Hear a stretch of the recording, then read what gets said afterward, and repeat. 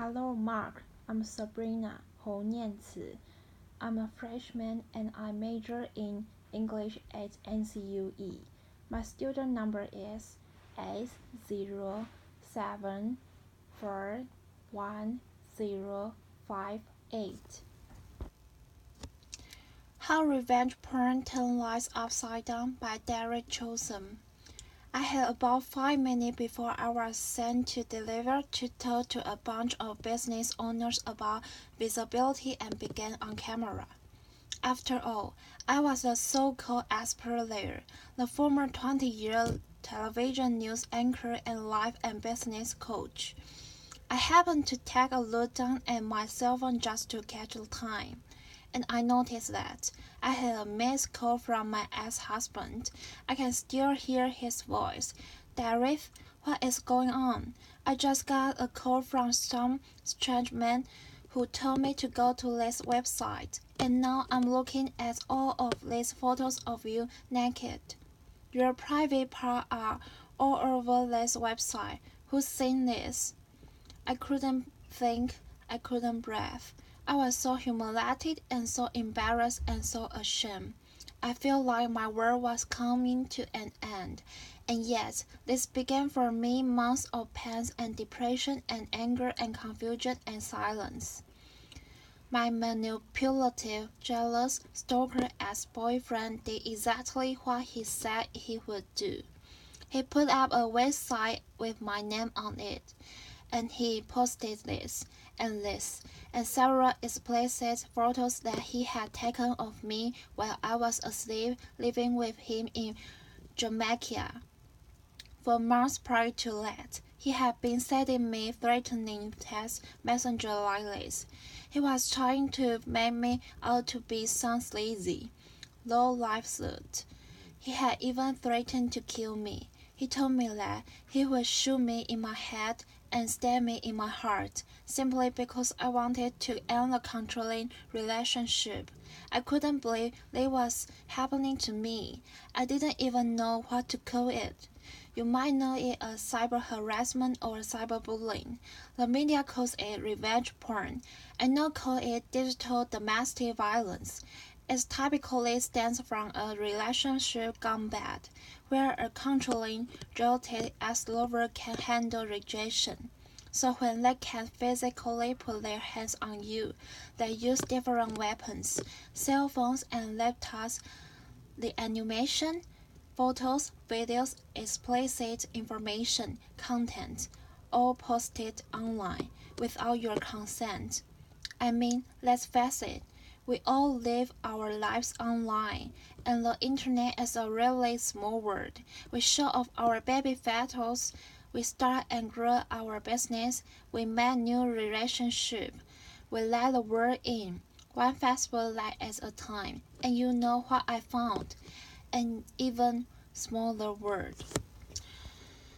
1 in 25 women say they have been impacted by revenge porn. For women under the age of 30, that number looks like are in 10, and that leaves a few of you in this audience as potential victims. You want to know what's even more alarming? Lack of legislation and laws to adequately protect victims and punish perpetrators. There's only one federal bill pending. It's called the Enough Act by Senator Kamala Harris. It would criminalize revenge porn, but that could take years to pass. So what are we left with in the meantime? Filthy civil misdemeanors. Currently, only 30 states and DC have some laws in place for revenge porn, and those penalties vary. We're talking 500 fines. $500? Are you kidding me? Women are losing their jobs. They're suffering from damaged relationship and damaged reputation. They're falling into illness and depression, and the suicide rates are climbing. You are looking at a woman who spent 11 months in court, 13 trips to the courthouse, and thousands of dollars in legal fees just to get two things: a protection from cyber stalking and cyber abuse, otherwise known as a PFA. and language from a judge that will force a third-party internet company to remove the content. It's expensive, complicated, and confusing. And worse, legal loopholes and jurisdictional issues drag this out for months, while my private power on display for months. How will you feel if your negative party was exposed for the world to see, and you waited helplessly for the content to be removed? Eventually, I stumbled upon a private company to issue a DMCA notice to shut the website down. DMCA, Digital Millennial Copyright Act, is a law that regulates digital material and content. Broadly, the aim of the DMCA is to protect both copyright owners and consumers. So get this, people who take a share nude photos own the right to the selfies. So they should be able to issue a DMCA to have the content removed. But not so fast, because the other fight we're dealing with is non-compliant and non-responsive third-party internet companies. And oh, by the way, even in consenting relationship, just because you get a nude photo or a naked pic does not give you the right to share it, if without the intent to do harm. Back to my case, which happens to be further complicated because he was stalking and harassing me from another country, making it nearly impossible to get help here. But wait a minute, isn't the internet international? Shouldn't we have some sort of policy in place that broadly protects us regardless to border or restrictions? I just couldn't give up. I had to keep fighting, so I willingly, on 3 occasions, allowed for the invasion of both my cell phone and my laptop by the Department of Homeland Security and the Jamaican Embassy for a thorough forensic investigation, because I had maintained all of the evidence. I painstakingly shared my private part with the all-man investigative team, and it was an embarrassing, humiliating additional hoop to jump through. But then something happened. Jamaican authorities actually arrested him. He's now facing charges under their Malaysian Communication Act, and if found guilty, could face thousands of dollars in fines and up to 10 years in prison.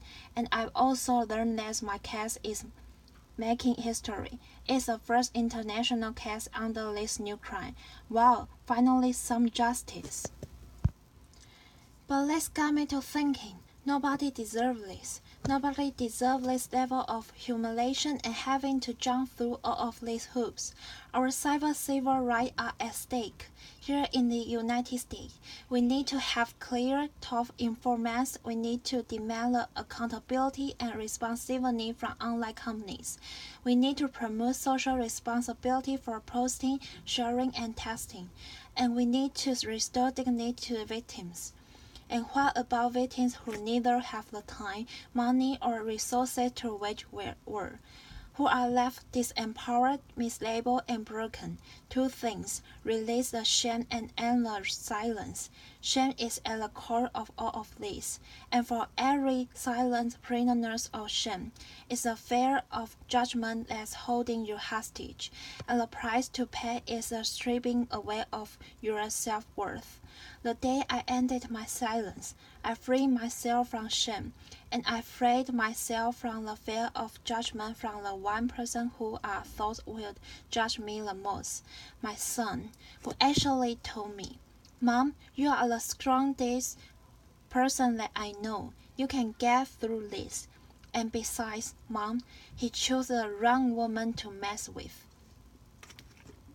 Laughter. Applause. It was on that day